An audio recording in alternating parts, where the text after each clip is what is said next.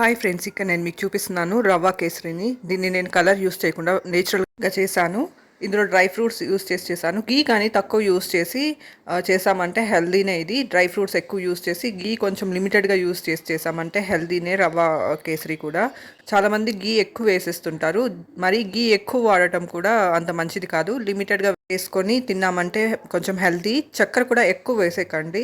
లిమిటెడ్గా వేసుకున్నామంటే కొంచెం బాగుంటుంది. ఎక్కువ వేసేసారంటే అది హెల్త్కి కూడా మంచిది కాదు. స్వీట్ కూడా కొంచెం లిమిటెడ్గా వేస్ట్ చేసుకున్నామంటే కొంచెం తినచ్చు అనమాట అప్పుడప్పుడు.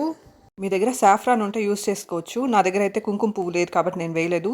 కుంకుమ పువ్వు సాఫ్రాన్ వాడామంటే అందులో యాంటీ ఆక్సిడెంట్ ప్రాపర్టీస్ అధికంగా ఉంటాయి. ఇంకా మీకు మంచి కలర్ కూడా వస్తుందన్నమాట.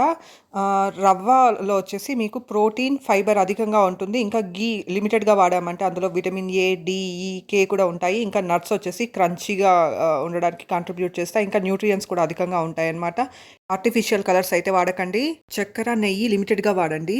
ఎక్కువ తినకుండా పోర్షన్ సైజ్ చూసుకొని తిన్నారంటే హెల్దీనే recipe. Thank you for watching.